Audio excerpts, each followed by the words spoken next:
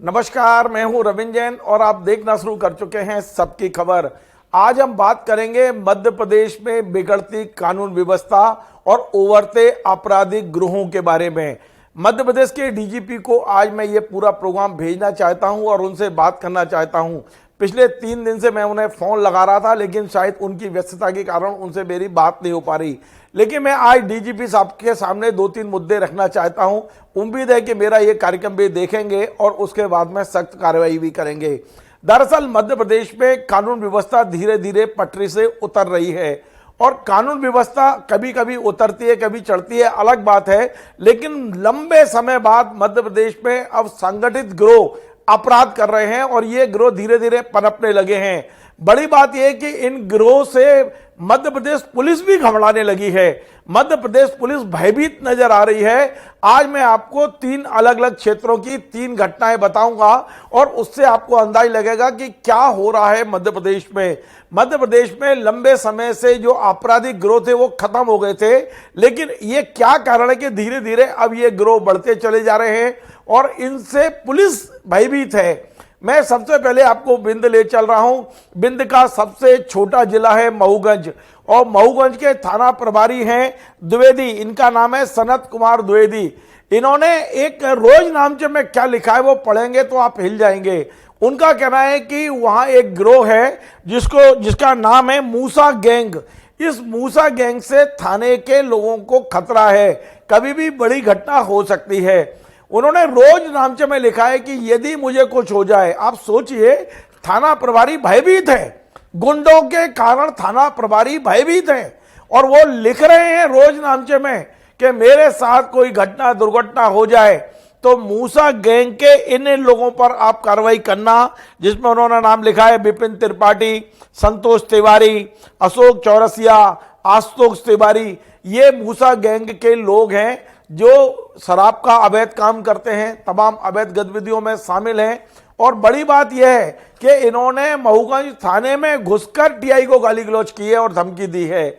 आप सोचिए, थाने में घुसकर, गुंडे थाने में घुसकर यदि टीआई को गाली गलौज कर रहे हैं तो क्या उस जिले के एसपी को रहने का अधिकार है?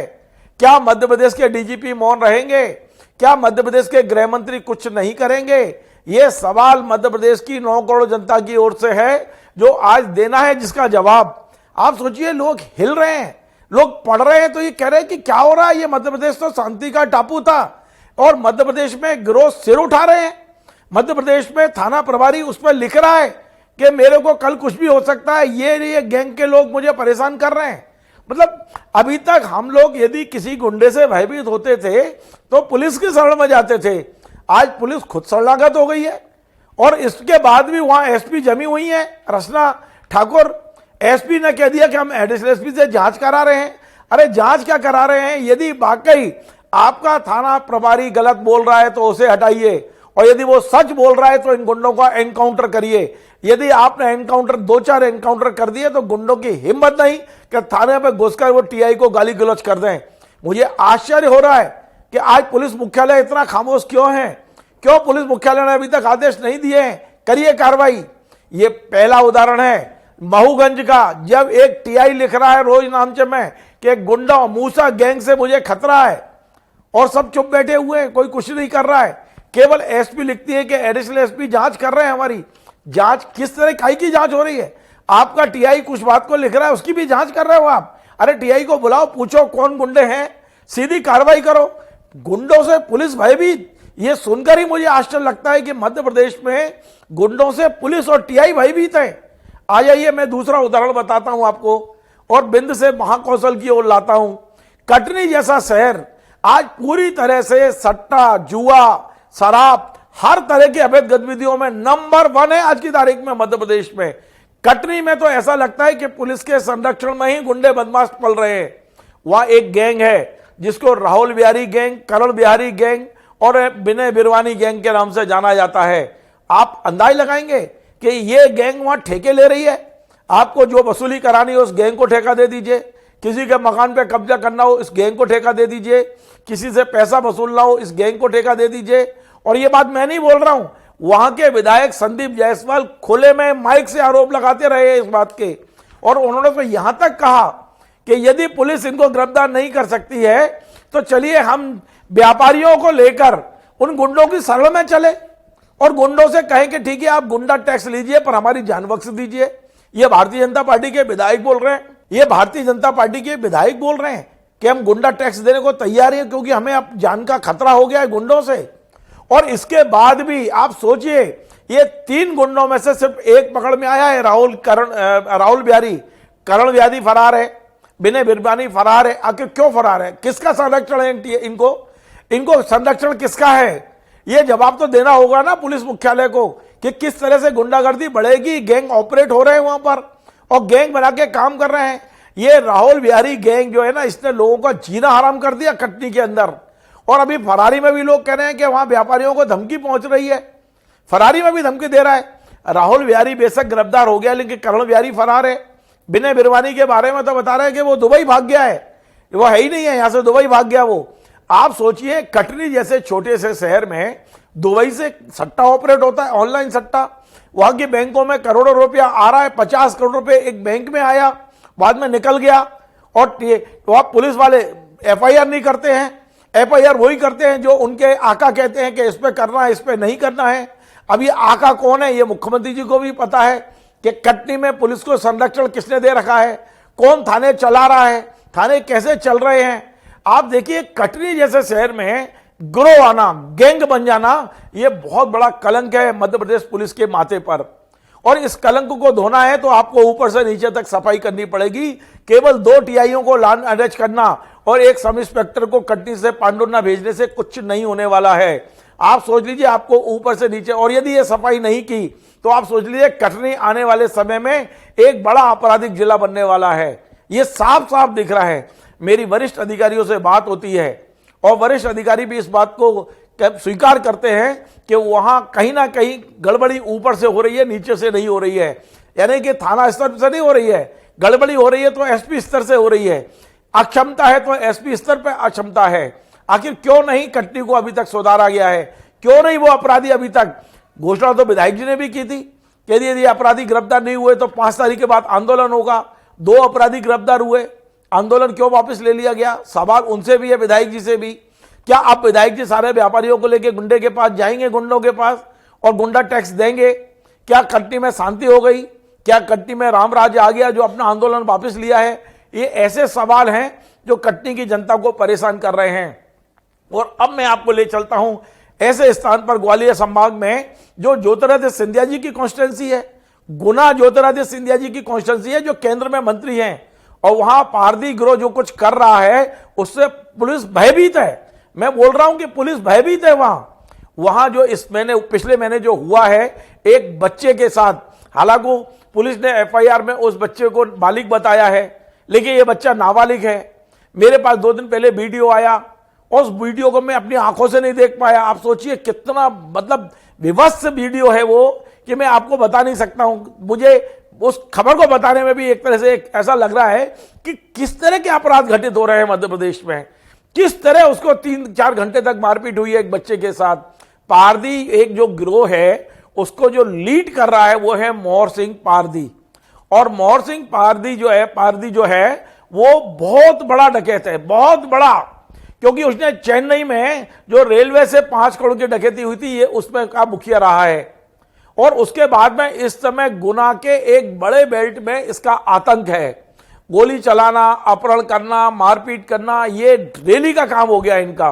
और मैं बड़ी गारंटी से बोल रहा हूं पुलिस भयभीत है। इनके गांव में पुलिस घुस नहीं पा रही है ड्रेस पहन के। मतलब ये स्थिति है कि कई दिनों से ये वीडियो वायरल हो रहा था। जब मैंने यहां ADG को बताया, उन्होंने, उनका धन्यवाद मैं देता हूं कि उन्होंने कार्रवाई की, बड़े पुलिस अधिकारियों तक मैंने वीडियो भेजा, उसके बाद वहां कार्रवाई हुई है। लेकिन सवाल यह है कि ये गिरोह क्यों पनप रहे हैं? आप क्यों नहीं 2-4 बड़े गुंडों का एनकाउंटर कर देते? यदि ये गुंडे संभलने को तैयार नहीं है तो क्यों नहीं आप एनकाउंटर करते? आज हम साफ साफ कह रहे हैं कि यदि गुंडे हैं और वो पुलिस को भयभीत कर रहे हैं तो क्या उनको समाज में रहने का अधिकार है? आज मैं माननीय DGP जो मध्य प्रदेश के सबसे ईमानदार सक्षम अधिकारी हैं, उनके हाथ क्यों बंध गए हैं? मुझे आश्चर्य होता है कि वे कार्रवाई क्यों नहीं हो पा रही है इन गुंडों पे।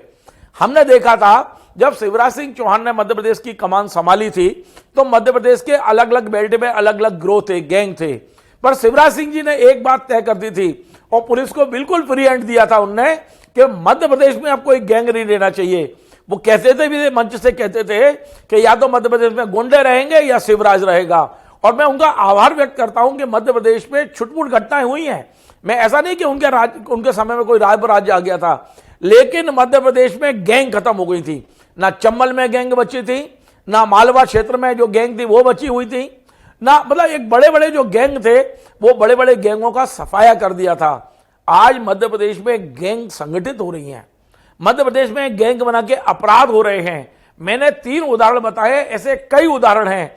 कल जो दमोह में हुआ है वो मतलब हिला देने वाली घटना है। कल दमोह की आप सोचिए कि 2 बच्चियां 9th क्लास की, वो बच्चियां अपने एग्जाम देने जा रही हैं और एक बस में उसको लिफ्ट दी जाती है। बस में जब बच्चियां चढ़ती हैं तो बस में केवल ड्राइवर कंडक्टर के अलावा 2 लोग थे, जो 2 आंखें उनको घूर रही थी। जो बच्चियां चिल्लाती रहीं, बस रोकने का नाम नहीं लिया उनने। और जब बच्चियों ने अपनी जान पर खेलकर बस से छलांग लगाती, जब जाके उन्होंने अपनी जान बचाई, वरना दमोह में कल निर्भया जैसा कांड होने की पूरी संभावना वहां के मीडिया और वहां के लोग बता रहे हैं। तो ये क्या हो रहा है और इसके लिए कार्रवाई कौन करेगा? मध्य प्रदेश की 9 करोड़ जनता को सुरक्षा कौन देगा? यह सवाल मैं आज पूछ रहा हूं मध्य प्रदेश के मुख्यमंत्री, मध्य प्रदेश के गृह मंत्री, जो मुख्यमंत्री ही गृह मंत्री हैं, और मध्य प्रदेश के डीजीपी। बहुत अच्छे मेरे मित्र हैं, मेरे भाई हैं, लेकिन हम सबसे पहले सवाल पूछेंगे क्योंकि हम मीडिया में हैं और हमारा काम सवाल पूछने का है। यदि ये गैंगों का एनकाउंटर नहीं हुआ, यदि इन पर अंकुश नहीं लगाया, यदि आपने बड़े अधिकारियों को टाइट नहीं किया, तो मध्य प्रदेश में खतरे की घंटी बजना शुरू हो गई है। एक और हम दुनिया भर के इन्वेस्टर को मध्य प्रदेश बुला रहे हैं, दुनिया भर के लोग भोपाल आ रहे हैं। हम भोपाल को शांति का टापू बनाते हैं, मानते भी हैं, है भी हमारा मध्य प्रदेश शांति का टापू। लेकिन ये जो छुटपुट घटना है, जब अपराधी सिर उठाए तो उसी समय सिर को कुचल देना चाहिए। इसलिए ये वीडियो बना रहा हूं। मैं किसी व्यक्ति के खिलाफ, सरकार के खिलाफ, किसी पद के खिलाफ वीडियो नहीं है। मेरा वीडियो मध्य प्रदेश की 9 करोड़ जनता की ओर से आवाज उठाने का वीडियो है। मैं यहां भी जो समस्या है मैं आपके सामने हमेशा रखता हूं। आज फिर मैं डीजीपी से निवेदन करता हूं, हाथ जोड़ के निवेदन करता हूं, इन घटनाओं को गंभीरता से लीजिए। वरना यदि आज आपने इन घटनाओं को गंभीरता से नहीं लिया, हो सकता है कल ये हर जिले में गैंग बनना शुरू हो जाए, हर जिले में अपराधी संगठित होना शुरू हो जाए। ये बात सही है कि कई अपराधियों को राजनीतिक संरक्षण मिला हुआ है, लेकिन मुख्यमंत्री जी कह चुके हैं कि ये थानों में राजनीतिक संरक्षण बर्दाश्त नहीं होगा। तो मेरा निवेदन है कि डीजीपी आप मुख्यमंत्री से मिलें और जहां जहां इस तरह के अपराध हो रहे हैं उस बारे में कोई एक्शन प्लान बनाएं, और एक्शन प्लान बनाकर चाहे वो बिंद में, महूगंज में जो आपका टीआई थर-थर कांप रहा है अपराधियों से, और लिख रहा है कि मेरे को घटना हो सकती है, वहां समस्या का समाधान करिए। आप कटनी में समस्या का समाधान करिए। गुना में जो इतने ज्यादा बड़े संगठित गिरोह हो चुके हैं जिनसे पुलिस भयभीत है, करिए 2-4 लोगों का इनकाउंटर, कोई फर्क नहीं पड़ता इससे। लेकिन अब मध्य प्रदेश में हमें, जो मध्य प्रदेश शांति का टापू है, हमें इसके मध्य प्रदेश का शांति का टापू बनाए रखना है। आप सबकी मदद की जरूरत है और हम सब भी आपके साथ हैं। आप जैसी कहेंगे वैसी हम लोग आपको सहयोग करने को तैयार हैं, लेकिन मध्य प्रदेश में अपराधियों को सिर मत उठाने दीजिए। इतना ही आपसे अपील है। यदि आप लोगों को मेरा ये कार्यक्रम पसंद आए, आप इसे शेयर करें, लोगों तक पहुंचाएं, आप भी आवाज उठाएं। और आवाज उठाने का तरीका यह है कि हम अपने पुलिस अधिकारियों को विवश करें कि भाई ये अपराधों को बंद कराइए, अपराधियों को जेल में जहां उनका स्थान है वहां भेजिए। नमस्कार।